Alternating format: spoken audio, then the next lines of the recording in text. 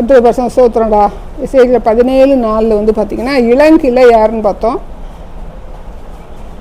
இளங்கிளை வந்து தாவீது ஈசாயின் வேர். ஏசாயா 11 வந்து பார்த்தீங்கன்னா தாவீதுன்னு ஸ்டார்ட் பண்ணி தாவீதின் சந்ததியில் வந்து பார்க்கும்போது ராஜாக்களில் வந்து பார்த்தோம்னா யோயாக்கீன் வந்து எங்கே போகிறான்? சிறையிருப்பின் தேசத்துக்கு வந்து போகிறான். ரைட்டா? ஏசாயா 10:33 வாசிங்க. ஏசாயா 10:33. ஏசாயா 10:33.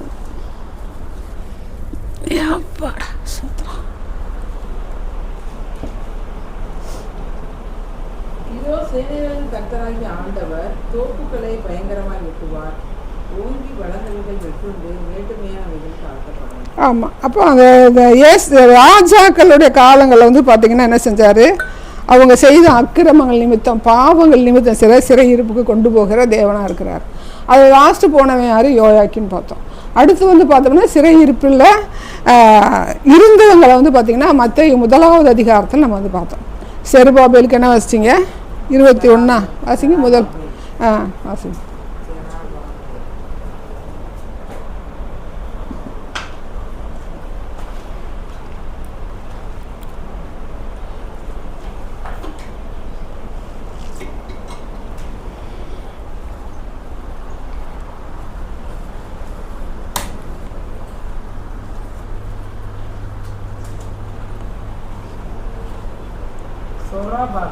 ஆமாம், அவன் தான் வந்து பார்த்திங்கன்னா செருபாபேல். அவன் வந்து ஆலயத்தை வந்து கட்டுறான். ஆனால் அங்கே யார் இருந்தது? அங்கே எல்லாருமே வந்து ஒரு குரூப் ஆஃப் பீப்புள், அதாவது ஒரு குரூப் ஆஃப் யூத ஜனங்கள் மட்டும் என்ன செஞ்சாங்க? திரும்ப வந்தாங்க. இது யார்? இளங்கிளை. அப்போ அந்த இளங்கிளை அப்படின்னு பார்க்கும்போது அவங்க அந்த யூதர்கள், அதாவது யாரை சொல்கிறோம்? தாவீதின் சந்ததியிலேருந்து வந்த யூதர்கள் வந்து நம்ம என்ன சொல்கிறோம்? இளங்கிளை. அப்போ அது வந்து எங்கே போய் சேருது அப்படின்னு பார்த்தோம்னா இயேசு கிறிஸ்துவில் போய் சேரும். அந்த சந்ததியில் வரும்போது தான் அதில் வந்து இயேசு ரட்சகர் வந்து 1:21 வந்து பார்த்திங்கன்னா ரட்சகர் வந்து வெளிப்படுகிறார். அப்போ இளங்கிளையில் தோன்றுகிற இயேசு கிறிஸ்து வந்து தோன்றணும் அப்படின்னு சொல்லி தேவனுடைய திட்டம். தோன்றும் போது அப்போ அந்த இளங்கிளையிலேருந்து நமக்கு நம்மளை வந்து எப்படி தெரிந்து கொள்ளுகிற தேவனாக இருக்கிறாருன்னா அவருடைய ஜீவனை கொடுத்து அவருடைய உயிரை கொடுத்து சிலுவையில் மரித்து 3ஆம் நாள் உயிரோடு எழுந்து இப்போ இளங்கிளை வந்து யூதர்களுக்கு யாராக இருக்கார்? தேவனாக இருக்கிறார். அப்போ அவர் உலக ரட்சகராக மாறணும். பார்த்தீங்கன்னா காணாமற் போன 10 கோத்திர இஸ்ரவேலர் என்ன செய்யணும்? அவங்க வந்து என்ன செய்யணும்? அவர்களோட ஜாயிண்ட் ஆகணும். அப்புறம் நாம் புறஜாதியாக நாமல் என்ன செய்யணும்? அவரோட வரணும். அது உலக ரட்சகம் உலகத்தில் இருக்கிற எல்லா மக்களுக்கும். அப்போ ஆபேலுடைய காயின் சந்ததி காயின் சந்ததியோட எல்லா மக்களுக்கும். ஆதாம் டு யார்? இயேசு கிறிஸ்து வர வரைக்கும் பார்த்தீங்கன்னா இயேசு கிறிஸ்து தெரிந்து கொண்ட அந்த யூதா கோத்திரம் இருக்குது பார்த்தீங்களா? அப்போ அந்த யூதா கோத்திரத்தில் ஒவ்வொரு ஆளாக கர்த்தர் தெரிந்து கொள்கிற தேவனாக இருக்கிறார். அப்போ யூதாவுக்கு முன்னாடி இருக்கிற ஆட்கள் என்ன செய்யணும்? ஆண்டவருடைய ரத்தத்துக்குள்ளே வரணும், உலக ரட்சகர் ஆகணும்னா. அப்போ யூதாவில் இயேசு கிறிஸ்து தோன்றின கோத்திரத்தை தவிர மற்ற எல்லாருமே உள்ளே வரணும். புரியுதா? உள்ளே வரணும். அப்போ உள்ளே வர்றது பார்த்தீங்கன்னா அவர் என்ன செய்கிறாரு? சிலுவையில் மரித்து அடக்கம் பண்ணப்பட்டு 3ஆம் நாள் உயிரோடு எழுந்து எல்லாருக்கும் உலக ரட்சகராக என்ன செய்கிறாரு? அவர் மாறுகிற தேவனாக இருக்கிறார். இதுவும் அவருடைய தேவனுடைய திட்டம். தேவனுடைய திட்டமானது பார்த்திங்கன்னா ஆபிரகாம் விசுவாசித்ததுனால அது என்ன செய்கிறாருன்னா அவனுடைய சந்ததியிலிருந்து கர்த்தர் தோன்ற பண்ணுகிற தேவனாக இருக்கிறார். ஏன் அவங்ககிட்ட மட்டும் தோன்றணும், மற்ற சந்ததிக்குள்ளே வரக்கூடாதுங்கிற ஒரு கேள்வி வருமா? வராதா? வருதா? வரலையா? ஏன் வருது?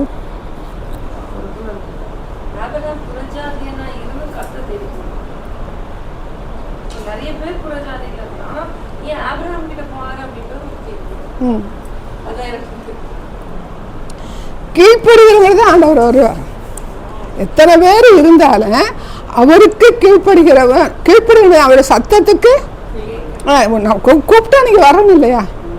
செல்வாங்க வாடா அப்படின்னு நீங்கள் வரணும் இல்லை, வர முடியாதுன்றவங்க செய்ய முடியும், வர முடியாது. வேதத்தில் வந்து ஆபிரகாம் மட்டும் சொல்லியிருக்காரு. ஆபிரகாம் வந்து கர்த்தர் கூப்பிட்டார், அழைத்தார், அவன் நான் போகிறேன் என்னதென்று தெரியாமல் வந்து போனான்னு மட்டும் நம்ம வேதத்தில் படிக்கிறோம். ஆனால் எத்தனை ஆபிரகாமை அழைத்தாருங்கிறது வேதத்துக்கு அப்பாற்பட்ட காரியம். நம்ம தியானிக்கும் போது என்ன சொல்ற? கர்த்தர் கற்றுக் கொடுக்கிற காரியம். நமக்கு வந்து எழுத்தின் வடிவமாகவும் சரித்திரத்தின் வடிவமாகவும் நமக்குள்ள கையில் இல்லாட்டியும் யாரையாவது கூப்பிடாமல் இருந்துருப்பாரா? காயினோடு பேசின தேவன் எப்படி மற்றவங்களோட பேசாமல் இருப்பார்? அப்போ கீழ்ப்படிவதற்கு ஆட்களை வந்து தேடும்போது இப்போ நாமளே இருக்கிறோம் வச்சுங்க, நம்ம எத்தனை தடவை கூப்பிட்றாரு, எத்தனை விஷயத்தில் கூப்பிட்றாரு, எல்லாத்துக்கும் கீழ்ப்படுகிறோமா? இல்லை இல்லை. நம்மளுடைய தேவ திட்டத்தை நம்ம எப்போ அறிந்து கொள்ளுகிற காலங்கள் இருக்கும். அப்படி அறிந்து கொண்டாலும் அவருடைய சத்தத்துக்கு கீழ்ப்படிந்து எவ்வளவு தூரம் நம்ம அதை நிறைவேறுகிறதுக்கு பிரயாசப்படுகிறோம், நிறைவேறுகிறதுக்கு நமக்கு ஒப்பு கொடுக்குறோம். நம்ம வேதத்தில் நம்மளை பார்க்குறோம், நம்மளை நிதானிக்கிறோம். வேதத்தில் பார்க்குறோம், சிம்சோன் எதுக்காக தெரிந்து கொண்டா?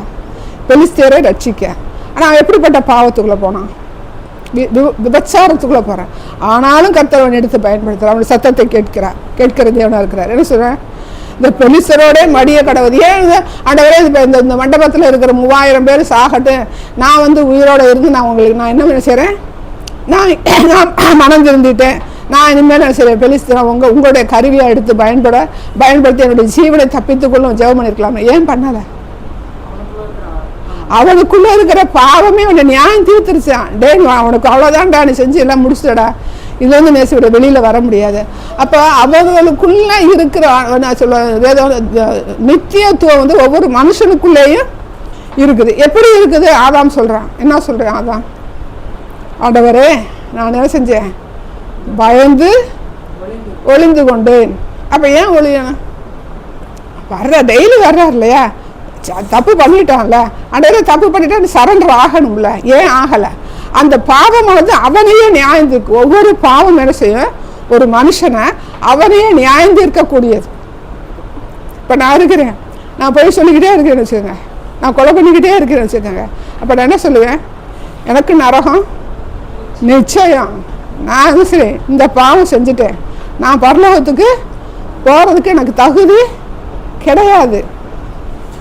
ஆண்டவரை நான் ஏற்றுக்கொண்டாலும் பாவத்தில் நான் தொடர்ந்து நீடிப்பேன். ஆனால் ஆண்டவரே உங்களுடைய கிருபை என்ன செய்யாது, என்னையே தாங்காது, உங்களுடைய கிருபை என்னை விடுவிக்காது, உன்னுடைய கிருபை என்ன செய்யாது, ஒருபோது என்ன செய்யாது, என்னை பரலோகத்துக்கு கொண்டு சேர்க்காதுன்னு சொல்லி அந்த பூரண முழுமையான பாவத்துக்கு உள்ளாகிற ஒரு மனுஷனுடைய அவனுடைய இருதயமானது அவனை நியாயம் தீர்க்கும். அப்போ அதையும் மீறின தேவனுடைய கரத்தில் நான் சரண்டர் ஆகிறதுக்கு நமக்கு வேதத்தில் 2 எடுத்துக்காட்டு இருக்குது. என்ன எடுத்துக்காட்டு இருக்குது? ஒன்று பேதுரு, இன்னொருத்த யார்? யூதாஸ் காரியோத். 2 பேரில் வந்து பார்த்தீங்கன்னா இவன் வந்து என்ன செய்கிறான்? பேதுரு என்ன செய்கிறான்? ஆண்டவரை மறுதளிக்கிறான். இவன் என்ன செய்கிறான்?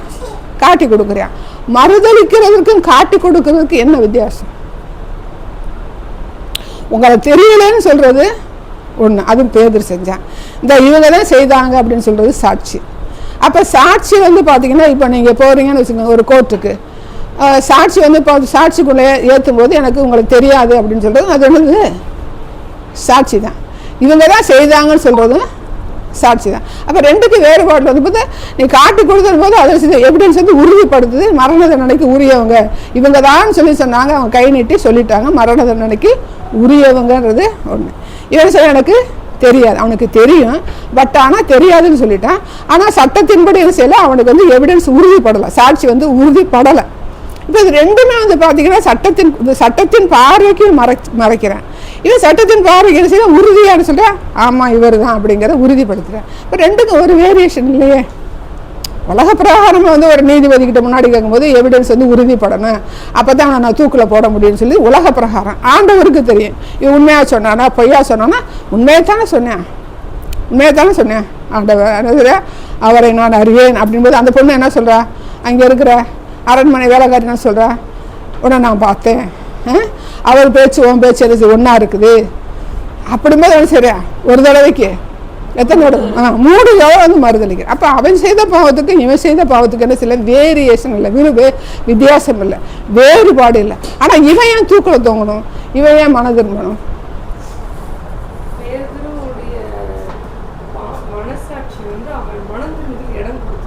யாருக்கு? பேதுருக்கு. அதே இது வந்து யூதாஸ்காரியத்துக்கு வந்து அவனே வந்து தான் அவனுடைய பாவம் வந்து அவனே வந்து அடுத்த அந்த யோசனைக்குள்ள அவன் முழுசா அந்த பாவத்துக்குள்ள ஆழ்வி சேர்ப்பான். ஃபுல்லா வந்து பாவமானது அவனை என்ன செய்யுது, டோட்டல் கரப்ஷன் ஆயிருச்சு. இவனுக்கு என்னன்னு சொன்னா ஒரு பயம், ஏன்னா இவனுக்கு வந்து பயம் மட்டும்தான், அவனுக்கு வந்து அந்த டோட்டல் கரப்ஷன் ஆகலை. சரியா? இப்போ நம்ம வந்து ஒரு பாவம் செய்கிறோம், என்ன செய்வோம்? தெரியாமல் செஞ்சிடுவோம், ஒரு பொய் சொல்லிடுவோம். பொய் சொன்ன உடனே வந்து பார்த்தீங்கன்னா இப்போ நாம் கர்த்தருக்குள்ளே இருக்கிறோம், ரைட்டா? இப்போ பொய் சொல்லும்போது என்ன செய்வோம்னா, ஐயோ நம்ம பொய் சொல்லிட்டோமே அப்படின்னு சொல்லிட்டு என்ன செய்வோம், ஆண்டவர் கரத்தில் போய் என்ன செய்வோம், சரண்டர் ஆகும். இதே நேரத்தில் உங்கள் வீட்டுக்காரர் முறையில் இருக்காருன்னு சொல்லுங்க, ஒரு பொய் சொல்கிறாரு, அது அவர் சுட்டி காட்டுனா என்ன செய்வ சொன்னால் ஒத்துக்குவார். இதுதான் அவருக்கும் இந்த யூதாஸ் காரியத்துக்கும் பேதுருவுக்குள்ள வித்தியாசம். இப்போ அவர் வந்து ஆண்டவருக்குள்ளே இல்லை. இது நான் வந்து மோனிஷை நம்ம எடுத்துக்கிறோம். மோனிஷ் ஏன் மறுதளிக்கிறேன், ஒத்துக்க மாட்டேங்கிறான் போது அந்த கரப்ஷனுக்கு உள்ள டோட்டல் கரப்ஷனுக்குள்ளே ஓடுறான். அதுக்காக நம்ம தூக்கி எடுக்கணும்னு சொல்லி நினைக்கிறேன். சொல்ல வருது புரியுதா? அப்போ ஒருத்தர் வந்து பாவம் செய்துட்டோம் அப்படின்னு சொல்லும்போது நீங்கள் வந்து இதை ஒத்துக்கோங்க, என்கிட்ட ஒத்துக்கிறாட்டி எனக்கு செய்ய ஆண்டவர் சமூகத்தில் போய் ஒத்துக்கோங்க அப்படின்னு நம்ம சொல்லுவோம். ஏன்னா அவங்ககிட்ட போய் டைரெக்டாக சொல்லும்போது அக்செப்ட் பண்ண மாட்டாங்க. அப்போ அவங்க ஆண்டவருடைய கருத்துக்குள்ளே போவாங்க. அந்த ஆண்டவருடைய கருத்துக்குள்ளே போகும்போது அவங்க எதுக்கு நேராக போகிறாங்க? ஆமாம், இப்போ மோனிஷ் எதுக்கு நேராக போகிறான்? நரகத்துக்கு நேராக போகிறான். அப்போ நம்ம தூக்கி எடுக்கிற யாருடைய காரியம்? நம்முடைய காரியம். இப்போ நம்ம என்ன செய்ய முடியாது, கேட்க முடியாது. இப்போ ஒரு ரிட்டையும் சொல்ல முடியாது, மோனிஷ் நம்ம இதனுடைய சமூகத்தில் வச்சு போராடணும், ரைட்டா? அப்போ ஆண்டவர் வந்து இந்த யூத ஜனங்களுக்காக என்ன செஞ்சார், வருகிறார். ஈசாயின் வேரில் வந்து கர்த்தர் தேர்ந்தெடுக்கிறார். அப்போ அவங்க சிறையிருப்புக்கு போகும்போது என்ன ஆகுது பார்த்தீங்கன்னா, அவங்க வந்து தன்னுடைய பாவங்கள் நிமித்தம் சிறையிருப்புக்கு போனாலும் தேவ திட்டத்தின்படி யூதா கோத்திரத்தில் வெளிப்படணும் அப்படிங்கும்போது வெளிப்படும் போது அவர் உலக ரட்சகராக வெளிப்படுகிறார். இந்த உலக ரட்சகராக வெளிப்பட வேண்டும் என்கிற தேவ திட்டம் எங்கே இருந்துச்சு? ஆதியாகமம் 3வது அதிகாரத்தில் வந்து என்ன இருக்கும், 20:15 வரும். உலக ரட்சகர்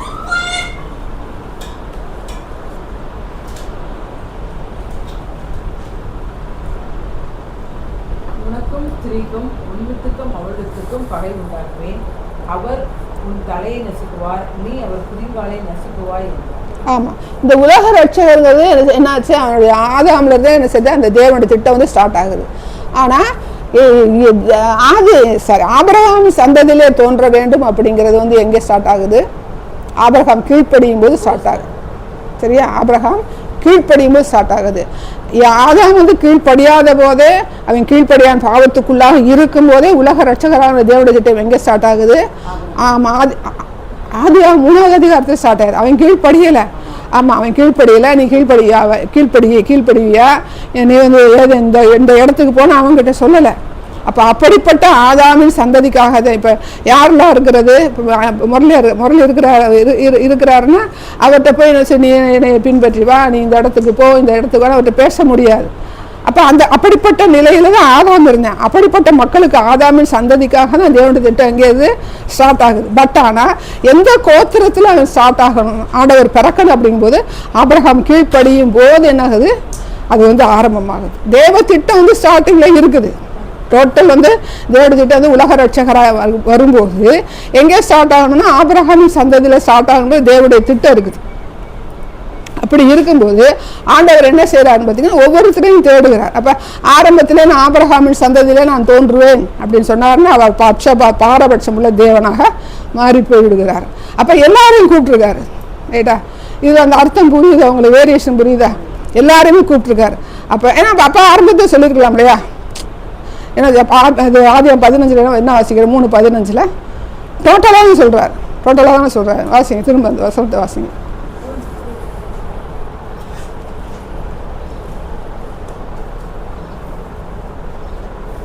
3:15 ஆதியாகமம்.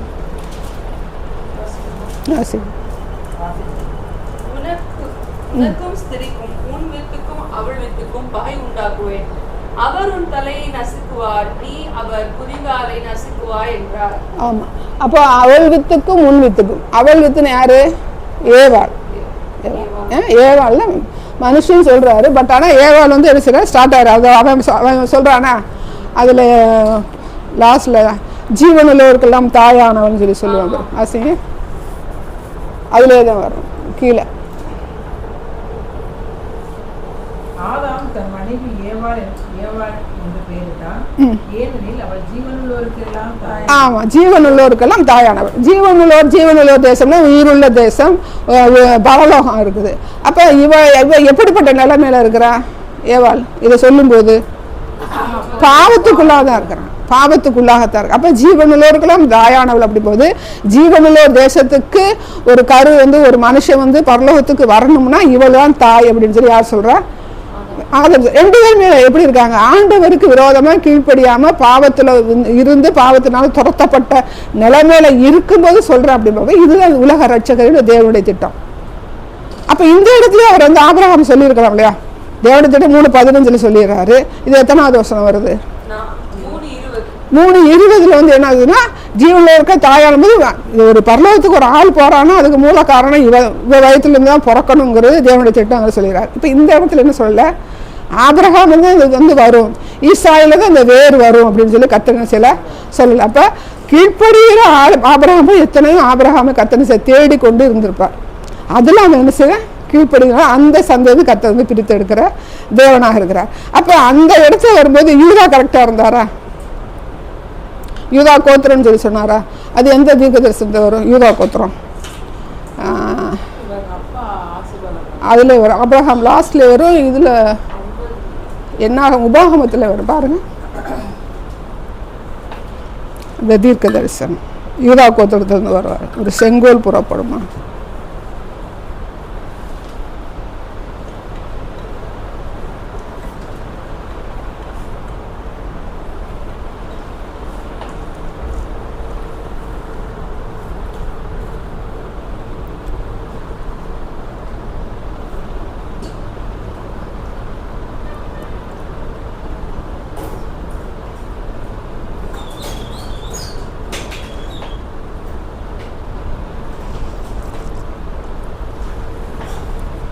எடுத்துங்களா? எடுக்கவா?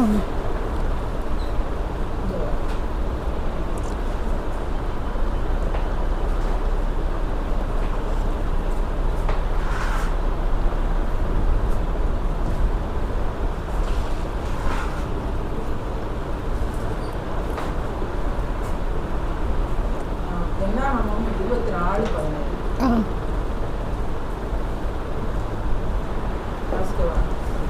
அவரை காண்பேன், இப்பொழுது அல்ல, அவரை தரிசிப்பேன், சமீபமாய் அல்ல. அது வர யூதாவின் செங்கோல் வரும். அதான் யாக்கோபிலிருந்து ஒரு செங்கோல் இஸ்ரவேலிலிருந்து எழும்பும், அது மோவாபின் எல்லைகளை நோக்கி சேத் புத்திரர் எல்லாரையும் நிர்மூலமாக்கும். யூதாவை குறித்து சொல்லுவார் தீர்க்கதரிசனம். ஆமாம், அது 50 இருக்கும். அப்புறம் உபாகமத்தில் வரும். யூதான் சொல்லி சொல்லுவார். சமாதான கர்த்தர் வசனம் 49:10. சமாதான கர்த்தர் வருவனவும் செங்கோல் யூதாவை விட்டு நீங்குவதும் இல்லை, நியாயப்பிரமாணிகன் அவன் பாதங்களை விட்டு ஒளிவதும் இல்லை, ஜனங்கள் அவரிடத்தில் சேருவார். யூதாவின் செங்கோல் ஆளுகை செய்ய ராஜாதி ராஜாவை என்ன செய்யணும்? அந்த கோத்திரத்திலிருந்து ஒரு ராஜாவை என்ன செய்யணும்? வெளிப்படணும். உபாகமத்தில் பாருங்க,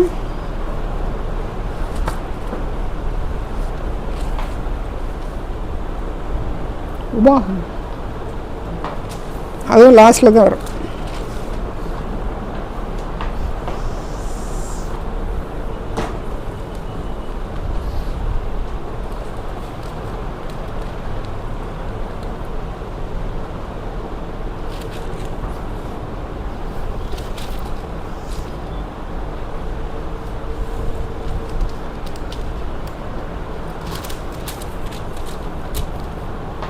வரலையா? இல்லையா?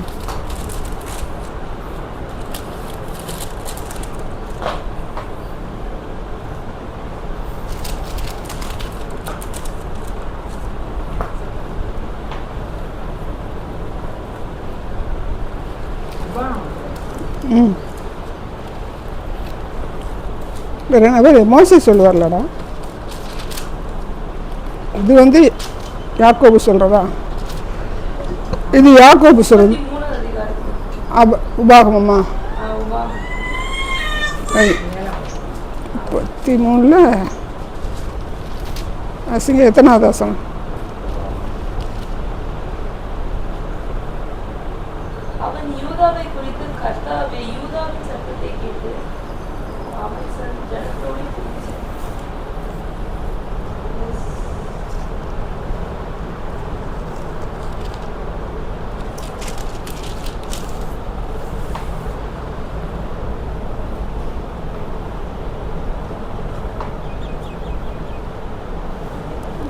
கண்ணாடி என்னடா கண்ணாடி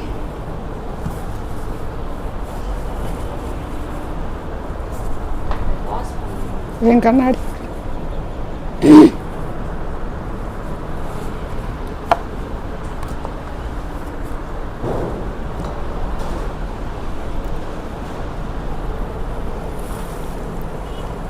என்னாகமம் 24:17 வாசி.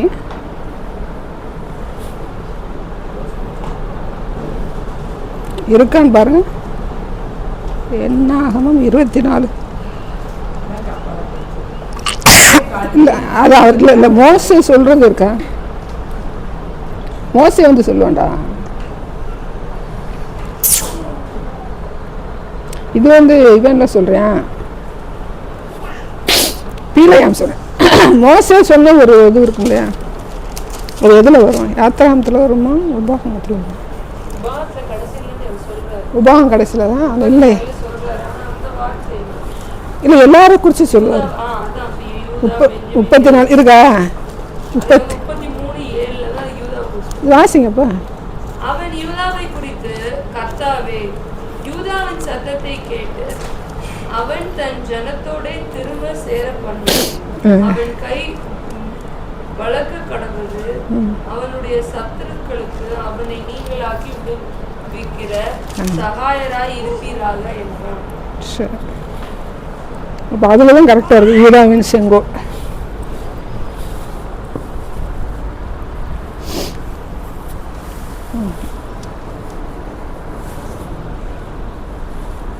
சரி, அப்போ தேவனுடைய திட்டம் வந்து உலக ரட்சகராக தேவனுடைய திட்டம் எங்கே ஆரம்பிக்குது? 3:15 ஆரம்பிக்குது. 3:20 அதாவது ஆண்டவரை அறியாத, ஆண்டவருக்கு கீழ்ப்படியாத நிலைமையில இருக்கும்போது இருக்கிற மக்களுக்காக தேவனுடைய திட்டம் வந்து 3:15 ஸ்டார்ட் பண்ணிடுறாரு. ஆனால் ஆண்டவர் வந்து தேடுகிற ஒரு மனுஷனை வந்து பார்க்கும்போது ஆபிரகாமில் இருந்து என்ன செய்கிறாரு? யூதா வந்து எழும்பணும் அப்படிங்கிற தேவனுடைய திட்டம் வந்து டோட்டலாக என்ன இருக்கும்? அதுக்குள்ளே கவரேஜ் ஆகிருக்கும். ஆனால் இன்னாருடைய சந்ததியில தான் நான் எழும்புவேன் அப்படிங்கிறத வந்து யூதாவின் செங்கோல் அப்படின்னு சொல்கிறாரு. யார் சொல்கிறா? யாக்கோபு வந்து சொல்கிறாங்க. ஆனால் 3:15 அதை குறித்து அவங்களுக்கு விவரம் தெளிவாக வெளிப்படலை. அப்போ அதுக்கு முன்பாக கர்த்தர் என்ன செய்யறாரு? யூதா வந்து கீழ்ப்படிஞ்சானா? கீழ்ப்படியலை. அவன் வந்து தாமார் மனைவியை வந்து மருமகளோடு செய்யும்போது பார்த்தா அவன் வந்து வேசித்தனத்தில் வந்து ஈடுபாடு உள்ளவனா ஒரு மனுஷனாக தான் இருந்திருக்கணும். அப்போ யூதாவின் செங்கோல் வந்து வெளிப்படணுங்கிற தேவனுடைய திட்டம் இருக்கும்போது அவனுக்கு தெரிஞ்சிருக்குமா தெரியாதா? யூதாவுக்கு அவன் தெரிஞ்சிருக்கும் போது அவனுக்கு உணர்வு இல்லாத ஒரு மனுஷனா இருந்திருப்பான். அப்படித்தானே? ஒரு தாமார் கூட போறா அப்படிங்கும்போது தாமார் யாரு மருமகள் தெரியல, முக்காடு போட்டிருந்தாலும் வேதம் சொல்லுது. ஆனா அப்படிப்பட்ட பாவத்துக்குள்ள வந்து விரும்பி செய்யற ஒரு பாவத்துக்குள்ளதானே கடந்து போறான். சரியா? அப்போ அவனுக்கு தேவனுடைய திட்டம் தெரிஞ்சிருக்குமா தெரியாது அப்படிங்கும்போது தேவனுடைய திட்டம் பார்த்தீங்கன்னா இப்போ பவித்ரா வளர்க்குது, நீ வந்து ஊழியக்காரனை தாண்டா ஆகணுங்கிறது அம்மா சொல்லியிருக்காங்க. அது தேவனுடைய திட்டம். அவன் அதுக்கு கீழ்ப்படியும் போது என்ன செய்யும்? அந்த திட்டம் வந்து முழுமையடையும். அப்போ ஆபிரகாமை தெரிந்து கொண்ட தேவன் யூதாவின் வழியாக அதை செய்யணும், அந்த திட்டம் நிறைவேறப்படணும் அப்படின்னு பார்க்கும்போது எப்படியெல்லாம் அவங்க போகிறாங்க. இப்போ யூதா வந்து மாறி போகிறாரு, அதுக்கு பிறகு எல்லாருமே மாறி போகிறாங்க. அப்படித்தானே? சாலமோன்லேருந்து ஸ்டார்ட் ஆகி அப்புறம் எங்கே போகிறாங்க? சிறையிருப்புக்கு போகிறாங்க. சிறையிருப்புக்கு போகும்போது உணர்வுள்ள ஒரு மனிதன் நம்ம சில பார்க்கல. செருபாபேல் வந்து ஆலயம் கட்டுறாரு. ஆலயம் கட்டும்போது அவர் திரும்ப ஆலயத்தை கட்டும்போது அவர் உணர்வுள்ள ஒரு மனுஷனாக வந்து இருந்திருக்கணும். ஏன்னா அப்படி இருந்தால் என்ன செய்யணும்? ஆண்டவர் கட்டுகிறதுக்கு அவர் வந்து அனுமதிச்சிருப்பார். அப்புறம் பார்த்தீங்கன்னா யாருமே என்ன செய்ய மாட்டாங்க? ஆண்டவருடைய திட்டத்தை செய்கிற ஒரு மனுஷனை வந்து பார்க்க முடியாது. இப்போ எசேக்கியா என்ன செய்வார்? திரும்ப வந்து எடுத்து கட்டுறாரு. இன்னொருத்தர் என்ன செய்யறேன்? அதை வந்து இடிக்கிறேன். ஏதாவது ஒருத்தர் வந்து பார்த்தா அந்த தேவனுடைய திட்டங்கிறது உங்களுக்கு கற்பிக்கப்படுது, தெரிஞ்சிருக்க வாய்ப்பு இருக்குது. இப்போ ராஜாக்களின் புஸ்தகமாக இருக்கட்டும், நாளாகமங்களின் புஸ்தகமாக இருக்கட்டும், அவங்களோட ஒவ்வொரு ராஜாக்களுடைய அம்மா பேரை வந்து வேதத்தில் வந்து பதிவு பண்ணப்பட்டிருப்பேன். எதுக்காக அம்மா பேரை பதிவு பண்ணியிருக்கேன்? கர்த்தர்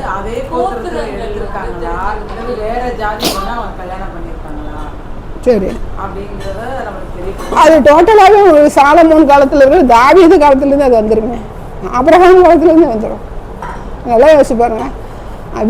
ஆதாம் வந்து பார்த்தீங்கன்னா ஆதாம் தான் வந்து ஏவாளுக்கு 2 பேருக்கு வந்து அநேக குமாரத்தியில் வந்து பிறந்திருக்காங்க, நம்ம வந்து வேதத்தில் பார்க்குறோம். அதுக்கடுத்து வந்து காயின்னு அப்படித்தான் இருப்பான். காயினில் வர அந்த லாமேக்கு தான் என்ன செய்யறேன், நிறைய பேர் வந்து கல்யாணம் பண்ண வேதத்தில் பதிவு பண்ணப்படும். அதுக்கடுத்து நம்ம ஆபிரகாமுக்கு வந்துடுவோம். ஆபிரகாமும் நிறைய பேர் வேறு பிள்ளைகள் வேறு பொண்ணை கல்யாணம் பண்ணுறாரு இல்லையா. ஈசாக்கு ஒருத்தர் தான் கல்யாணம் பண்ண மாட்டார். ஆமாம், இது வந்து அதில் வந்து பார்க்கும்போது லேவி வந்து அவருக்காக பிரித்து எடுத்துருவார். அவங்க மனைவி பேர் இருக்காது. யூதாவுடைய சரித்திரத்தில் மட்டும்தான் என்ன இருக்குன்னா, தாமார் வந்து இன்டர்வியூ ஆகுறான். அப்புறம் அவர் கல்யாணம் பண்ண மாட்டேன் வேறு ஒரு கானானி பண்ணி தான் அவர் கல்யாணம் பண்ணியிருப்பார். கானானேஸ்வரே 4 பசங்களை வந்து பெற்றெடுத்திருப்பார். அவர் புறஜாதி பண்ணி வந்து கல்யாணம் பண்ணியிருப்பார். யோசேப்பு புறஜாதி தான். இப்போ இவங்களை எந்த பொண்ணை தெரிந்தெடுத்தாலும் வேதத்தில் நமக்கு மற்ற கோத்திரங்கள் வந்து எந்த பேர் தெரிந்தெடுத்தாருன்னு நமக்கு வந்து சொல்லப்படலை. யூதாவை பற்றி சொல்லியிருப்பார், வேறு யாரும் சொல்லியிருப்பார். யோசேப்பை பற்றி சொல்லியிருப்பார். மீது எல்லாரையும் வந்து பார்த்திங்கன்னா லேவியை பற்றியோ வேறு யாரை பற்றி இந்த எந்த மனைவியை கல்யாணம் பண்ணாங்கிறது தெரியாது. மோசையை குறித்து சொல்லியிருப்பார். மோசை வந்து யாரை கல்யாணம் பண்ணியிருப்பாருன்னு சொல்லியிருப்பார். அதுலேயுமே வந்து வேத வந்து பார்த்திங்கன்னா எத்தியோப்பிய ஸ்திரீயோடையும் கல்யாணம் பண்ணியிருக்கணும் அப்படின்னு சொல்லி சொல்கிறாங்க. அது வேதத்தில் சொல்லப்படலை. பட் ஆனால் அவருடைய மனைவி யார், என்ன கோத்திரம், அவர் வந்து புறஜாதி பொண்ணு தானே. அவர் யார், ரெகுவேல் வந்து தேவனுடைய வம்சம் கிடையாதுல்ல. சார் ஆபிரகாம் சந்ததியோ யூதர்கள் கிடையாது, புறஜாதி தானே அவரும். அப்போ அவரும் புறஜாதி பொண்ணை தான் கல்யாணம் பண்ணுறாரு. ஆனால் ராஜாக்களின் புத்தகத்தில் மட்டும் பார்த்தீங்கன்னா எல்லா ஒரு ராஜாவை குறித்து பேசும்போது யாருடைய பையன் வந்து அந்த ஸ்தானத்தில் வந்து ராஜாவை ஆனான் போது மெயினாக அது ஒவ்வொரு ராஜாவுக்கும் அவங்க அம்மா பேரை சொல்லியிருப்பாங்க. ஏன் சொல்லி வேறு பதிவு பண்ணப்பட்டு எதுக்கு பதிவு பண்ணப்பட்டு ராஜா ஆகுறாங்க அப்படின்னா அந்த ராஜாவுடைய இப்ப யூதா கோத்திரங்கள் வந்துகிட்டே இருக்கு. அப்ப யூதா கோத்திரம் வரும்போது அப்ப அவங்க அம்மாவும் எந்த கோத்திரத்துல, ஏன்னா இது எங்க லிங்க் ஆச்சு அப்படின்னா ஆண்டவருடைய பிறப்பு சொல்லும் போது அம்மா வரைக்கும் சொல்லியிருப்பாங்க.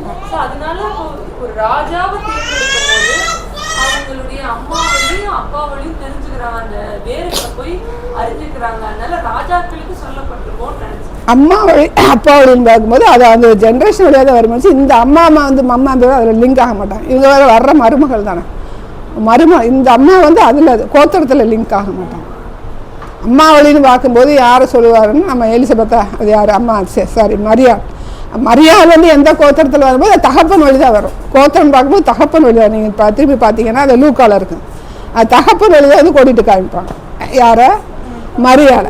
அந்த தகப்பன் வழியாக வரும்போது பார்த்திங்கன்னா அவங்க வந்து ஆதாமில் இருந்து இந்த எலிசபெத் இருக்காங்களா, மகாராணி இறந்தாங்களா, அவங்களுக்குமே அம்மா வழி காமிக்கும் போது அந்த ஆதாம் வழியை வந்து அந்த அப்பா வழியத்தை மரபில் வந்து காமிப்பாங்க, கோத்திரமாக காமிப்பாங்க. எதுக்காக ராஜாக்களின் புஸ்தகத்தில் 4ஆம் புஸ்தகத்தில் ஒரு ராஜா வந்து தெரிந்தெடுக்கும் போது அவங்க அம்மா பேர் எதுக்கு எழுதணும்? அது எல்லாத்துலேயும் இருக்கு. நீங்கள் அதை கவனிச்சு பார்த்துருக்கீங்களா? எல்லாத்துலேயும். ஆமாம், எல்லாத்துலேயும் இருக்கு. அது ஒன்றே வர மதம் இல்லை. அத்தாலியார் மட்டும்தான் அரசாட்சி செய்யும். அந்த அம்மா அவன் பேர் என்ன, பையன் பேர் அகசி, அவங்களோட அம்மா.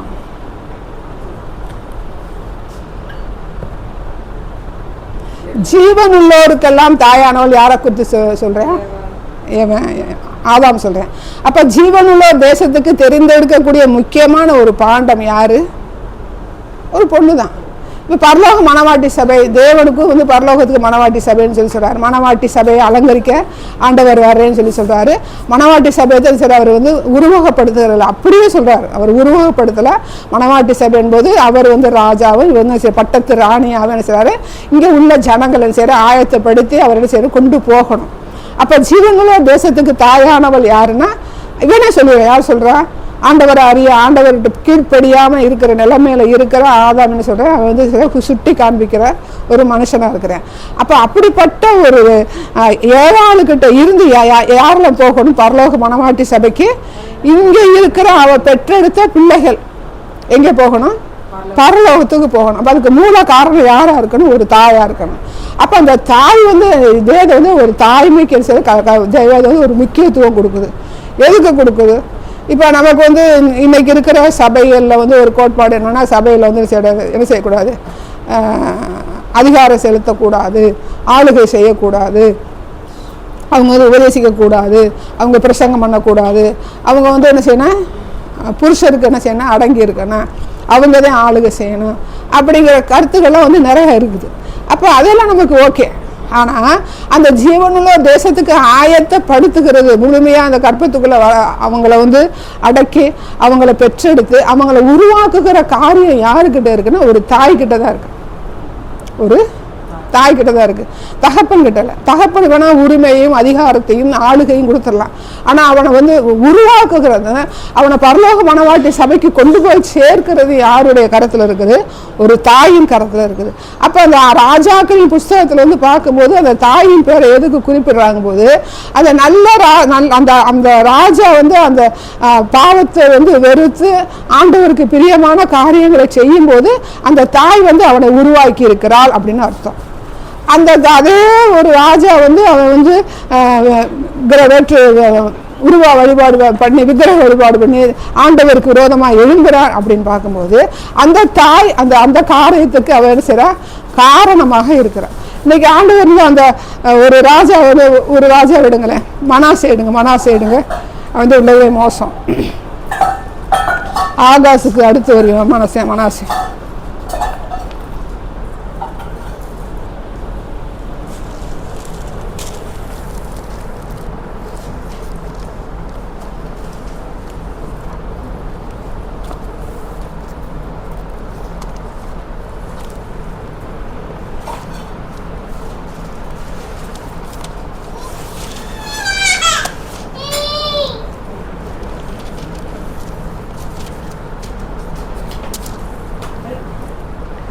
ரெண்டு ராஜாக்கள் 22:21 வாசிங்க.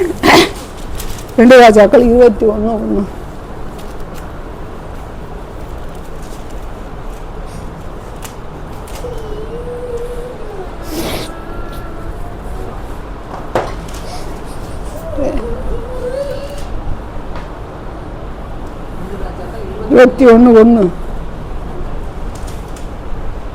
மனாசே ராஜாவாகிற போது 12 வயதாய் இருந்து 55 வருஷம் எருசலேமில் அரசாண்டார். அவன் தாயின் பேர் எப்சிபாள். அப்போ அந்த எப்சிபாள் வந்து இப்போ நமக்கு இங்கே என்ன செய்யப்படல, எதுவுமே அவளை குறித்து சொல்லப்படலை. ஏன் அவளுடைய பேர் பதிவு பண்ணப்பட்டிருக்கு? இன்னைக்கு உங்கள் பையனை பார்த்து வந்து உங்கள்கிட்ட வந்து ஒரு கேள்வி கேட்பாங்க, உங்கள் மருமகளை கேட்பாங்க, உங்கள் பிள்ளைய எதுக்கு இப்படி வளர்த்து வச்சுருங்க. அவங்க அப்பாட்ட கேட்பாங்களா? ஏன் கேட்க மாட்டாங்க? ஆமாம். அப்போ வேதம் வந்து எதுக்கு ஒரு தாய்க்கு முக்கியத்துவம் கொடுத்து, அவள் ஜீவனுள்ளவருக்கெல்லாம் தாயானவள். அப்போ அந்த தாயானவள் யாருக்கு கடமைப்பட்டிருக்கானா, ஒரு பிள்ளையை உருவாக்குகிறதுக்கு அவள் கடமைப்பட்டிருக்கா. பரலோகம் சேர்க்கிறதுக்கு அவள் என்ன செய்யறக்கா, ஒரு தாயானவள் கடமைப்பட்டிருக்கா. ஆனால் ஆமாம், புருஷனுக்கோ தகப்பனுக்கோ இருக்குது, உரிமை இருக்குது, ஆளுகை செய்யக்கூடிய அதிகாரம் அவங்க கையில் வந்து கொடுக்கப்பட்டிருக்கு. அப்போ அது அவங்களுக்குரிய அதிகாரமும் ஆளுகையும் உரிமையும் கொடுக்கப்பட்டிருந்தாலும் ஒரு பெண்ணுக்கு என்ன கொடுத்துருக்காரு கர்த்தர் வந்து, ஒரு ஆத்மாவை உருவாக்குகிறதற்கு, ஒரு ஆத்மாவை பரலோகத்துக்கு கொண்டு போய் சேர்க்கிறதுக்கு ஒரு தாய் என்ன செய்யறாரு கர்த்தர் வந்து உருவாக்குகிற தேவனா இருக்கிறாரு. அப்ப இவங்க வந்து என்ன செய்ய பரலோகத்துக்கு என்ன சொல்றாரு, மணவாட்டி சபைங்கிற பேரை கொடுத்துருக்காரு. ஏன் ஒரு மணவாளனின் சபைன்னு கொடுத்துருக்காங்க இல்லையா? ஏன் கொடுக்கலன்னா, உருவாக்குகிறது யாருன்னா, யார் உருவாக்குறது? ஒரு தாய், ஒரு பெண்ணு தான் உருவாக்க முடியும். இவர் சொல்றாருல, பவுல் சொல்லுவார்ல, உங்க கர்ப்ப வேதனைப்படுகிறேன், ஏன் வேற ஏதாவது சொல்லியிருக்கலாம்ல? அப்ப அந்த உருவாக்குகிற தன்மை யாருக்கிட்ட தான் இருக்குது, ஒரு தாய்கிட்ட தான் இருக்கு. அப்ப இந்த பிசாசு வந்து யாரை வந்து அவன் வந்து சும்மாதான் அதை செய்யல, அவன் வந்து ஈஸியா ஏமாத்திடலான்னு சொல்ல. அப்ப உருவாக்குகிற தன்மை பரலோகத்துக்கு கொண்டு போய் சேர்க்கிற ஒரு கடமை, ஒரு உருவாக்கக்கூடிய ஒரு இயல்பெல்லாம் வந்து யார்கிட்ட இருந்திருக்கு, தாய்கிட்ட இருக்கு, ஏவாள்கிட்ட இருக்குன்னு சொல்லி அவன் கரெக்டா போய் என்ன செய்யறான், ஏவாளை வஞ்சிக்கிறான், வஞ்சிக்கிறான். ஏமாத்துறதுக்கு வஞ்சிக்கிறதுக்கு வேரியேஷன் இருக்கு. அதாவது நண்பனை போல உறவாடி கெடுக்கிறதுக்கு பேர் வஞ்சகன். அதாவது உங்க பேச நம்ம செய்வோம், கேட்போம், இவங்க சொன்னா நல்லதான் சொல்லுவாங்க, சரி கேட்கிறோமே, அப்படி கேட்டு உறவாடுகிற வஞ்சிக்கிற தன்மை கொண்டவன். நமக்கு அந்த இடத்துல வந்து ஒரு சின்ன ஒரு டயலாக், ஒரு சம்பாஷணை நம்ம வந்து பார்க்குறோம். திடீர்னு வந்து ஏவாள்கிட்ட வந்து ஒரு சர்ப்பம் வந்து பேசிச்சுன்னு சொன்னா உடனே நம்ம வந்து பேசுவோமா? அப்போ இது ஆமாம் காலங்காலமாக தான் சரி, ஒரு நாள் 2 நாள் இல்லை, காலங்காலமாக தொடர்ந்து நடந்து. இப்போ ஒருத்தர் வந்து உங்களை வந்து நான் கொலை பண்ணணும் திட்டம் பண்ணியிருக்கேன்னா உடனே வந்து என்ன செய்ய அவங்களை வந்து நான் கொலை பண்ண முடியாது. அப்போ நான் உங்களுடைய நண்பன் யார், உங்களுடைய தோழி யார், உங்களோட க்ளோஸாக இருக்கிறது யார், அவங்கள தான் என்ன செய்வாங்க கைக்குள்ளே போடுவாங்க. அப்படித்தான் இவனை போட்டாங்க. யாரை போட்டாங்க? யூதாஸ் காரியத்தை. ரைட்டா? புரியுதா? சரி.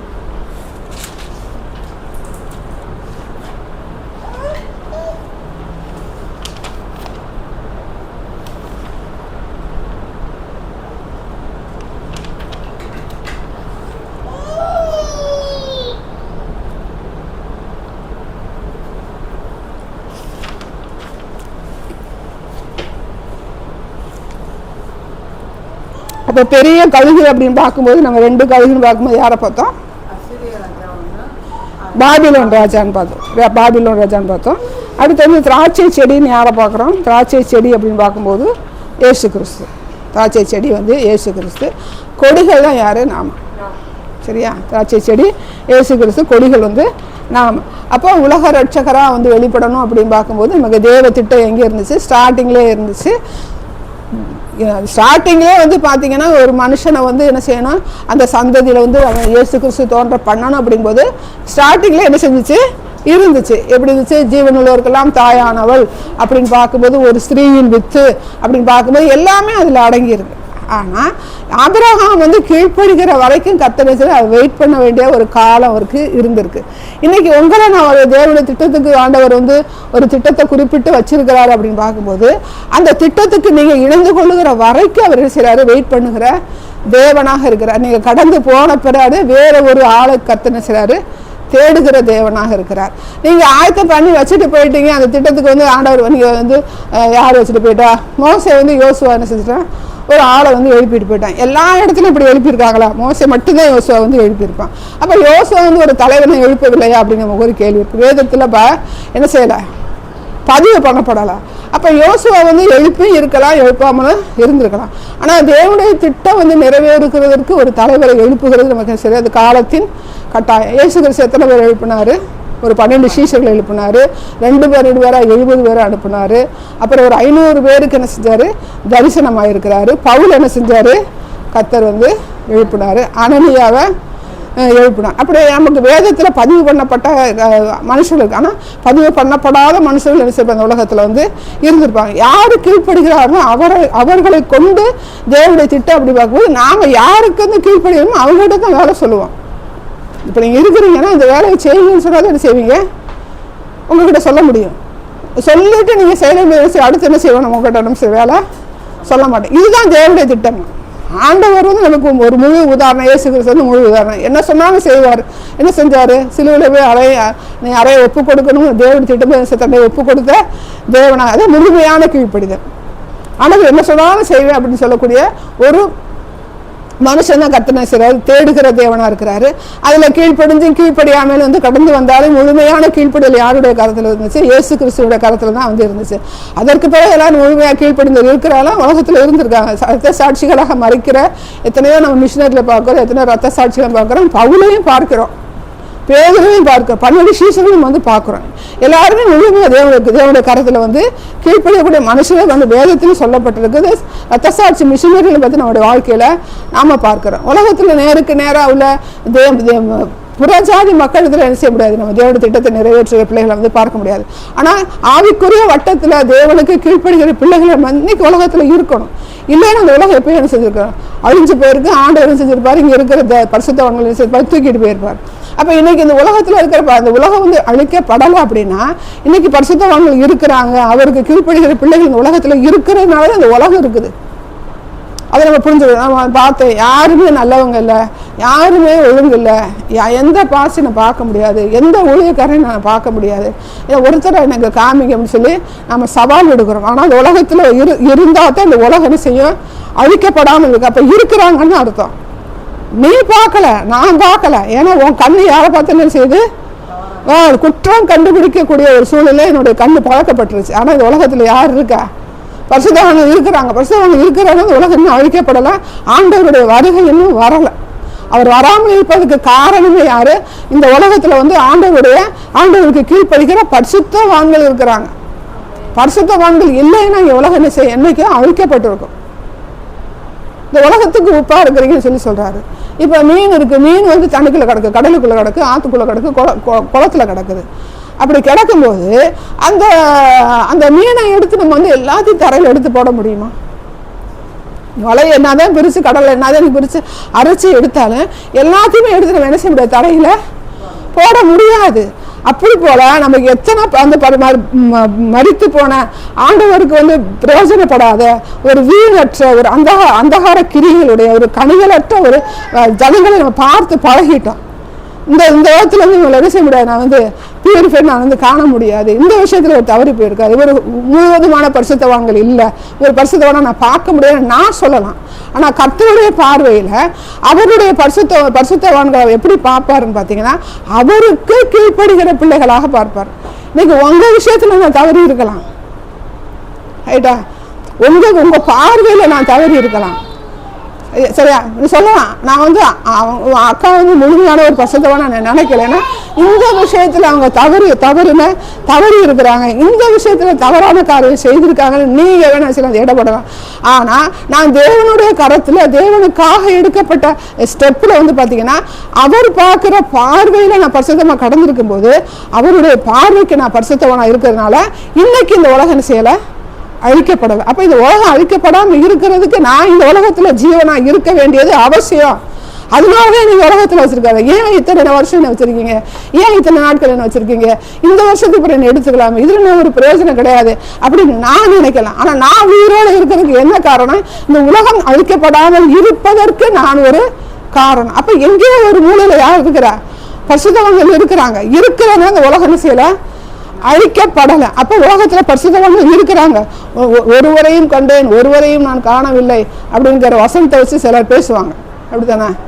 நல்லவன் ஒருவனும் இல்லை, ஒருவனாகிலும் இல்லை, அது திறப்பிலே நிற்க ஒருவனையும் கண்டேன், ஒருவனாகி காணல. ஏன்னா திறப்பில் நின்று ஜெபம் பண்றதுக்கு கூடிய ஆட்கள் வந்து இல்லைனால நீ தொடர்ந்து நம்ம வந்து எத்தனை மணி நேரம் உங்களோட ஜெபம் பண்ண முடியும்? மோசே என்ன சொல்றாரு? நெருக்கப்படும் போது என்ன சொல்றாரு? ஆண்டவரே இந்த ஜனங்கள் என்னுடைய பேரை கிறுக்கிப்படும். ஒரு குறிப்பிட்ட நேரத்துல வந்து சொல்ல முடியும். ஒரு குறிப்பிட்ட நேரத்தில் நான் எப்படி முழங்கால் போட முடியும்? தேவோட சந்ததியை பாடுறான் வந்து என்ன செய்யறேன், ஒரு புதன்கிழமை என்ன செய்யறேன், திறப்புல நின்று நான் செய்யறேன், நம்ம போராடுகிறோம். அது முழுசுமா போராடுகிறோமா அப்படின்னு பார்க்கும்போது ஆவியானவருடைய உந்துதலில் என்பது ஏதோ ஒரு குறிப்பிட்ட நேரம் தான் போராட முடியும். டோட்டலா நான் திறப்பின் வாசலில் நின்று போராடுகிற ஒரு மனுஷனை மனுஷோட பண்ண முடியாது. அது நம்ம இயல்பும் கிடையாது. ஆண்டவர் என்ன செய்றாரு? கெத்செமனே ஜபத்துல தான் போய் என்ன செய்றாரு? ரத்தத்தின் வேறு துளிகள் சிந்துறதுக்கு என்ன செய்றாரு? அவர் வந்து போராடுகிறது அந்த ஒரு குறிப்பிட்ட நேரம் தான். மலைக்கு மேல போறாருன்னு மட்டும்தான் நமக்கு இருக்குது. மறுபடியும் மழையாக அந்த சம்பவம் மட்டும்தான் இருக்குது. அப்ப எத்தனை மணி நேரம் போராடினாரு அப்படின்னு ஏன் மறைக்கப்பட்டதுன்னா, அப்ப அவரே சரி தெய்வீகமானவர், என்னால அப்படி போராட முடியும், அந்த காரியங்கள் மறைக்கப்பட்டு இருக்குது. அப்ப நம்ம என்ன சொல்லிடுவோம்? டோட்டலா ஒரு 24 மணி நேரம் 33 வருஷமா அவர் வந்து தேவனோடு போராடுறதுக்கு ஜெபத்துல வந்து சரி போராடுறாருன்னு மற்ற காரியங்கள் அவர் செய்யணும். அப்படி மற்ற காரியங்களை செய்து அவர் ராமுழுதும் வந்து அவர் சரி எல்லா நேரமும் அவர் தேவனுடைய சமூகத்துல வந்து தேவனுடைய திறப்பிற்காக ஜெபம் பண்ணியிருந்தாருன்னா திறப்பில நிற்கிற மனுஷனா மட்டும்தான் நம்ம பார்க்க முடியும். அடுத்து அவர் என்ன சொல்ற? தெய்வீகத்தன்மைக்கு மேல போயிடுவார், மறுதளிக்கக்கூடிய ஒரு கட்டத்துக்கு வந்து நின்றுவார். அப்ப எந்த மனுஷனும் திறப்பின் வாசலில் நிற்கக்கூடிய ஒரு குறிப்பிட்ட நேரம் தான் நம்மளால பண்ண முடியும். அதை அங்கீகரிக்கிற தேவன். நீ டோட்டலா என்ன செய்யற? நீ திறப்பின் வாசலில் நிற்க நம்மளை கட்டாயப்படுத்தல. ஒரு ஜான் நாக்சன் ஒருத்தர் இருந்தாரு, 29 வயசு வரைக்கும் ஜெப வீரரா இருந்தாலும் பதிவு பண்ணப்பட்டிருக்கு. அவர் திறப்பின் வாசலில் 29 வயசு வரைக்கும் திறப்பின் வாசலில் நின்றாரு அப்படிங்கிறது நம்ம ஒரு கேள்வியா இருக்கு. அதுக்காக ஒருத்தர் திறப்பின் வாசலில் நிற்க கூடாதுன்னு நான் சொல்ல வர்றேன். தவறான உபதேசம் தவறான உபதேசத்துக்காக போயிடும். அப்படி ஒரு மனுஷன் வந்து நிற்க முடியாது. அப்ப நிற்கக்கூடிய காலங்களை நேரங்களை என்ன செய்யறாரு? அவர் வந்து அக்செப்ட் பண்ணுகிறார். அதனாலதான் எசேக்கியேல் என்ன சொல்றாரு? ஒரு மனுஷனையும் ஏன் அடையாளத்துக்கு அவரை பயன்படுத்தினாரு, தீர்க்கதரிசி அவனை பயன்படுத்தினாரு, ஓமைகளுக்கு பயன்படுத்தினாரு, ஏன் அவங்ககிட்ட போய் சொல்றாரு? அப்ப அவன் சொல்லியிருக்கலாம் இல்லையா?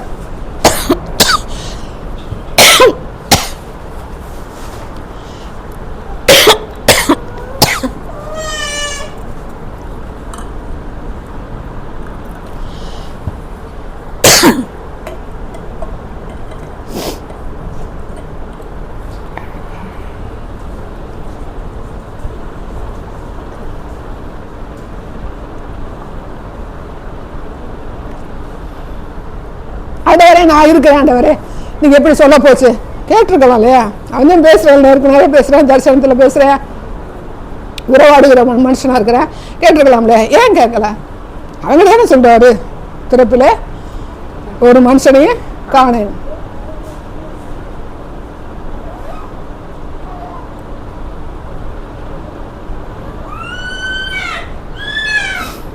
ஆனால் நான் நிற்க வேண்டியது என்ன செய்யுது அவசியம். ஒருவரையும் காண அப்படின்னு சொல்லிட்டு நம்மளால நிற்க முடியாமல் போனால் அது என்ன செய்ய தவறான ஒரு உபதேசம், ஒரு கோட்பாட பேர். நிற்க வேண்டியது அவசியம். நிற்க வேண்டிய நேரங்கள் நம்ம என்ன செய்யணும், நின்றுதான் ஆகணும். இன்னைக்கு நம்ம ஒரு பேர் என்ன, நம்ம ஐயா டேனியில் வந்து ஜபம் நடத்துறாரு 40 நாள் உபவாசம், திறப்பின் வாசல் என்ன ஜபம் பண்ணுறதுக்கு வந்து நடத்துறாரு. கர்த்தர் அங்கீகரிக்கிற தேவன். அங்கே வந்து ஆவியும் இல்லை அனலும் இல்லைன்னு சொல்ல சிஎஸ்ஐ பேக்ரவுண்டில் இருக்கிறாரு, ஆட்கள் இருக்கிறாரு. அங்கே வந்து ஆவியும் இல்லை அனலும் இல்லை அப்படின்னு. ஆனால் ஒரு மனுஷன் நிமித்தம் கர்த்தர் செய்கிறாரு, திறப்பின் வாசல் இருக்கிற மனுஷன் நிமித்தம் செய்கிறாரு. கர்த்தர் வந்து தேசங்களை ரட்சிக்கிற தேவன். எஸ்தர் என்ன பண்ணா, அவள் ஒருத்தி தோழி மாதிரி அவள் சப்போர்ட் பண்ணாங்க. அவங்க எல்லாருமே டோட்டலாக வந்து சரண்டர் ஆனான்னு அவள் ஒருத்தி தான் சப்போர்ட் பண்ணாங்க. 3 நாள் தான் ஜெபம் பண்ணாங்க. அப்போ அங்கே ஒரு எழுப்புதல் செய்து உண்டாயிருக்கு. அப்போ திறப்பின் வாசலில் இருக்கக்கூடிய டோட்டலாக வந்து என்னால் சரண்டர் ஆக முடியாது. ஆனால் கர்த்தர் சொல்லித்தான் நான் போகணும். இல்லை, எனக்கு ஒரு கர்த்தர் ஒரு வாஞ்சை, ஒரு இந்திய தேசத்துக்கு நான் ஒரு காரணியாக இருக்கணும், நான் ஒரு எழுப்புதல் என்னிடத்துலேருந்து புறப்படணும்னு சொல்லி அந்த வாஞ்சையோடு ஜெபிக்கிற எத்தனை மணி நேரங்களாவது கர்த்தர் அங்கீகரிக்கிற தேவன். அதற்குரிய பிரதிபலன் இந்த உலகத்தில் நம்முடைய கண்களுக்கு எதிராக காண்பிக்கிற தேவன். அதை நம்ம மனசில் வந்து பதிவு பண்ணி வச்சுக்கிறோம்.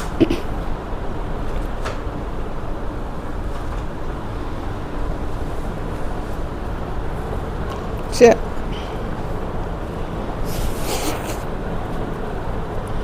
அப்ப 2 கழுகு யாரு? 10 நிமிஷம். சரி, இன்னொருத்த வந்து பாபிலோன் ராஜா. திராட்சை செடி வந்து இயேசு கிறிஸ்து. திராட்சை கொடிகள்லாம் நாம. அப்ப திராட்சை செடி இயேசு கிறிஸ்து பார்த்தா திராட்சை கொடிகள் வந்து நாம. அப்ப மரம் அப்படின்னு எடுத்துக்கிட்டோம்னா ஒலிவ மரம் யாரு? இஸ்ரவேலர். ஒலிவ மரத்தின் கீழே ஒட்டப்பட்ட கிளை தான் நம்ம புறஜாதி. ஒலிவ மரம்னால யாரு? அதுதான் வந்து ஆபிரகாமின் சந்ததி. நாம் வந்து ஒட்டப்பட்ட கிளைன்னு பார்க்கும்போது நம்ம வந்து புறஜாதி. அப்போ ஒலிவ மர கிளை எடுத்து அங்கே அது ஒட்டலாம். சுபாவத்தின்படி அவங்க வந்து ஒலிவ மரம். அப்போ ஒலிவ மரத்தில் ஒரு முருங்கை மரம் இல்லை ஒரு வாழை கண் பார்க்கும்போது ஒட்டு வைக்கும் என்ன செய்வேன், அதை மட்டும்தான் எடுத்து ஒட்ட வைப்போம்.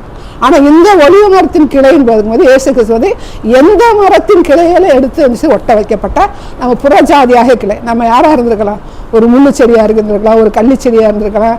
அப்புறம் என்ன செஞ்சிருக்கலாம், அந்த பிள்ளைகளை கொல்லுவாங்க இல்லையா, கள்ளிப்பால் அரளி விதை, அப்படிப்பட்ட செடிகளை தான் சரி ஒலிவ மரத்தில் ஒட்டப்பட்டு இன்னைக்கு நம்ம எப்படி இருக்கிறோம், ஒலிவ மரமாக இருக்கிறோம். ஒலிவ மரத்தில் கனி கொடுக்குற மரங்கள். அப்போ எப்பேற்பட்ட தேவன். அப்போ நாம் எப்படிப்பட்ட நிலைமையில இருந்தோம்? நீ மண்ணுக்கு திரும்புவாய், நீ மண்ணாக இருப்பாய். அந்த மண்ணானது என்னெல்லாம் கொடுக்கும்? குறுக்கும் என்ன கொடுக்கும்? நெறிஞ்சிலும் முள்ளு செடியுமா இருப்ப. அப்படிப்பட்ட சந்ததியிலிருந்து வந்த நம்மளை தான் கர்த்தர் என்ன பண்ணாரு, ஒலிவ மரத்தில் ஒட்ட வச்சு என்ன பண்ணாரு, இன்னைக்கு திராட்சை கொடியா கனி கொடுக்கக்கூடிய ஒரு மரம் விட்டுருக்காரு. அவர் பவுல் பேசியிருப்பார்ல, அதை வாசிங்க. ஒலிவ மர கிளையில் ஒட்டப்பட்டு நீ பெருமை பாராட்டலாமான்னு ஒன்று வரும் பாருங்க.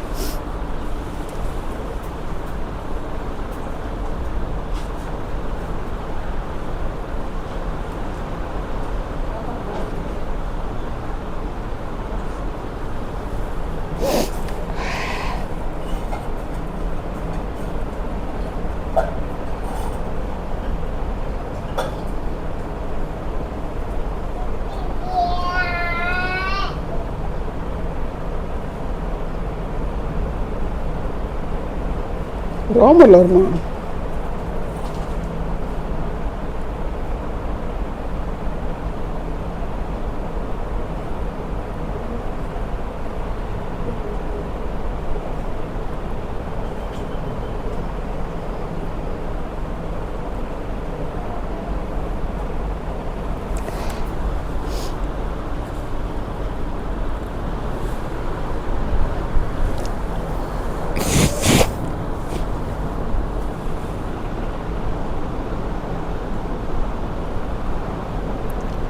ரோமர் 11:17 வாசிங்க. 11, 17. ரோமர் ஆ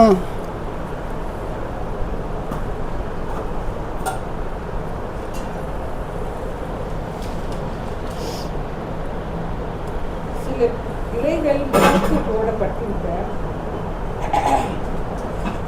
காட்டொலிவ மரமாகிய நீ அவைகள் இருந்த இடத்தில் ஒட்ட வைக்கப்பட்டு ஒலிவ மரத்தின் வேருக்கும் சாரத்துக்கும் உடன் பங்காளிகளாய் இருந்தாயானால் நீ அந்த கிளைக்கு விரோதமாய் பெருமை பாராட்டுவாயானால் நீ வேரை சுமக்காமல் வேர் உன்னை சுமக்கிறது என்று நினைத்துக்கொள். 24 ஒட்ட வைக்கப்படுவதற்கு அந்த கிளைகள் முறித்து போடப்பட்டது என்று சொல்லுகிறாயே.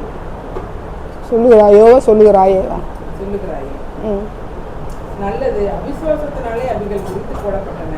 நீ விசுவாசத்தினாலே நிற்கிறாய். நேர்மையான சிந்தையாய் இராமல் பயந்திரு. 24 வரை பேசுறேன். சுபாவ கிளைகளை தேவன் தப்ப விடாதிருக்க உன்னையும் தப்ப விட மாட்டார் என்று எச்சரிக்கை எழுது. ஆகையால் தேவனுடைய தயவையும் கண்டிப்பையும் வார். விழிந்தவர்களிடத்திலே கண்டிப்பையும் உன்னிடத்திலே தயவையும் காண்பித்தார். அந்த தயவிலே நிலைத்திருப்பாயானால் உனக்கு தயவு கிடைக்கும். நிலைத்திராவிட்டால் நீயும் வெட்டுண்டு போவாய். அன்றியும் அவர்கள் அவிசுவாசத்திலே நிலைத்திராதிருந்தால் அவர்களும் ஒட்ட வைக்கப்படுவார்கள். அவர்கள் மறுபடியும் ஒட்ட வைக்கிறதற்கு தேவன் வல்லவராய் இருக்கிறாரே.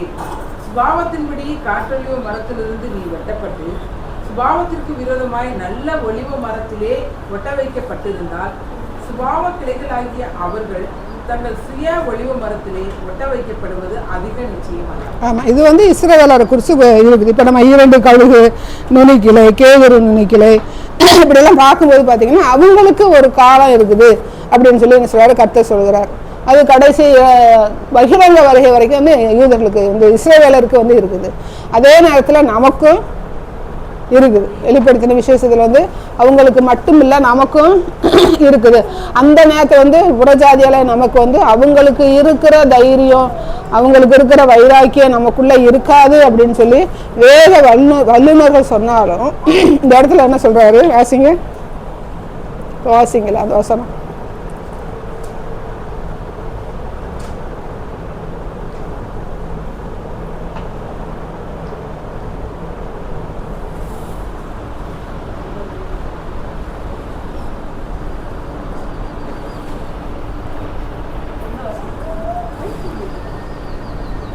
இந்த இப்போ வாசிங்க கடைசி வசனம் ரோமர்ல.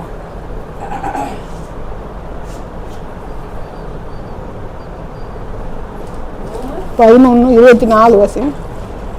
11:24.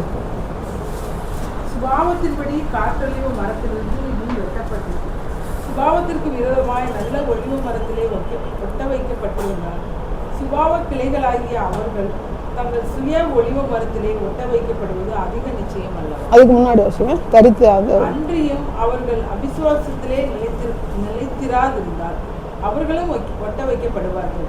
அவர்களை மறுபடியும் ஒட்ட வைக்கிறதுக்கு தேவன் வல்லவராய். முறித்திருக்கிற ஒரு வசனம். அதுக்கு முன்னாடி உள்ள வசனம் 17 வாசிங்க. 17 வாசிங்க. சில கிளைகள் முறித்து போடப்பட்டிருக்க சில கிளைகள் முறித்து போடப்பட்டிருக்க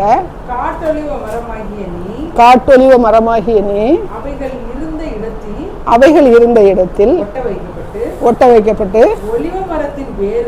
ஒலிவ மரத்தின் வேருக்கும் சாரத்துக்கும் உடன் பங்காளிகளாய் இருந்தாயானா. அப்ப அந்த இடத்துல வந்து பாத்தீங்கன்னா யாரெல்லாம் வந்து வெட்டப்பட்டா அப்படின்னு பார்க்கும்போது கைவிடப்பட்டவர்களா, அந்த பகிரங்க வருகையில் வந்து கைவிடப்பட்ட ஒரு குரூப் இருக்கு. கைவிடப்பட்ட வந்து இஸ்ரவேலர்கள் அந்த ஆண்டவருக்கு அந்த சந்ததியில் வந்தவங்களுக்கு மட்டும் தான் அந்த பகிரங்க வருகை இருக்குன்னு சொல்லி சில வேத வல்லுநர் சொல்லி சொல்றாங்க. அதை நம்ம வந்து யூகிக்க முடியாது. இப்போ நம்ம சொல்றதுமே நம்ம என்ன சொல்றோம், வேதத்தின் அடிப்படையில் இது சரியா தவிர நீங்கள் ஆதியாகமம் வெளிப்படுத்துகிற விசேஷம் வரைக்கும் வச்சோம்னா இது சரி இது தவறுன்னு எதை வச்சு நம்ம குறிப்பிட்டு சொல்ல முடியும்னா, ஆண்டவர் வந்தது சரி, ஆண்டவர் வரப்போவது சரி, நான் ரட்சிக்கப்பட்டது சரி, ஆண்டவர் இந்த உலகத்தில் சிலுவையில் மரித்தது சரி, அவர் உயிரோடு எழும்பினது சரி, இப்படிப்பட்ட காரியங்களை நம்ம சொன்னோம்.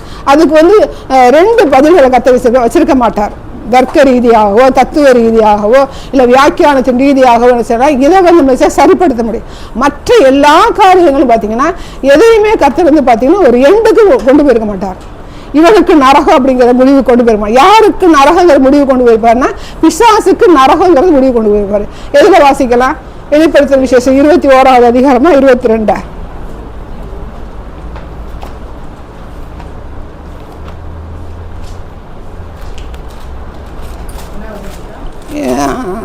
அது நரகங்கிறது அவனுக்கு உண்டு, நிச்சயமா உண்டுங்கிறது வந்து அவனுக்கு தான் திட்டவட்டமாக சொல்லியிருப்பாரு. பிசாசுக்கு 20-21 இந்த பாத்திரம்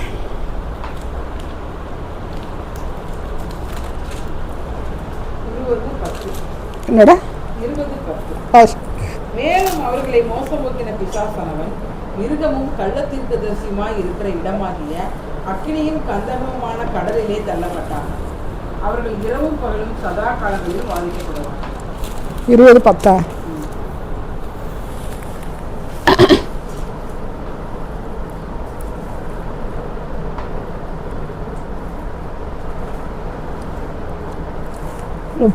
வாசிங்க. 14. மரணமும் பாதாளமும் அக்கினி கடலிலே தள்ளப்பட்டன. இது இரண்டாம் மரணம். அப்போது நல்லா வாசிங்க. மரணமும் பாதாளமும் அக்கினி கடலிலே தள்ளப்பட்டன. இது இரண்டாம் மரணம்.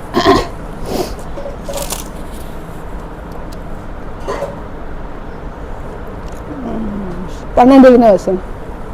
12, 13, 14. மருத்துவராகிய பெரியோரையும் தேவனுக்கு முன்பாக நிற்க கண்டேன். அப்பொழுது புஸ்தகங்கள் திறக்கப்பட்டன. ஜீவ புஸ்தகம் என்னும் வேறொரு புஸ்தகமும் திறக்கப்பட்டது. அப்பொழுது அந்த புஸ்தகங்களில் எழுதப்பட்டவர்களின்படி மரித்தோர் தங்கள் தங்கள் கிரியைகளுக்கு தக்கதாக நியாயத்தில் படைந்தார்கள். சமுத்திரம் தன்னிலுள்ள மரித்தோரை ஒப்புவித்தது. மரணமும் பாதாளமும் தங்களிலுள்ள மரித்தோரை ஒப்புவித்தன. யாவரும் தங்கள் தங்கள் கிரியைகளின்படியே நியாயத்தில் படைந்தார்கள். அப்பொழுது மரணமும் பாதாளமும் அக்கினி கடலிலே தள்ளப்பட்டன. ஆமா, இப்போ இங்க வந்து பாத்தீங்கன்னா மரணமும் பாதாளமும் அக்கினி கடலிலே தள்ளப்பட்டன. நீங்க 10ல் வந்து பாசிக்கும்போது யார் பார்த்தா மோசம் போக்கின பிசாசானவன் மிருகமும் கள்ள தீர்க்கதரிசியுமா இருக்கிற இடமாகிய அக்கினியும் கந்தகமுமான கடலிலே தள்ளப்பட்டார். மோசம் போக்கின பிசாசானவன் யாரும் நமக்கு தெரியாது, மிருகம் யாரும் நமக்கு தெரியாது. ஆனா என்ன சொல்ல வர்றாரு? என்ன சொல்றாரு? பாதாளமும் 14 ஆமா, மரணமும் பாதாளமும் அக்கினி கடலிலே தள்ளப்பட்டன அப்படின்னு இருக்குது. இப்ப நமக்கு மரணம் இருக்குது, ரைட்டா? பாதாளத்தை, மரணத்தையும் பாதாளத்தையும் எங்க குறிச்சு வாசிச்சோம்? கிடத்தப்பட்டு இருக்கிறார்கள், நரகம் அவர்களுக்கு தொடர்பா இருக்கிறது. 32 எசேக்கியேல் 32 எடுங்க.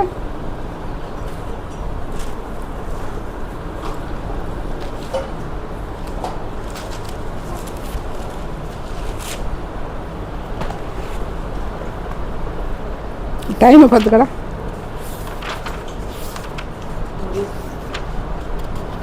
முடிய போதா? இதை மட்டும் பார்த்துறோம்.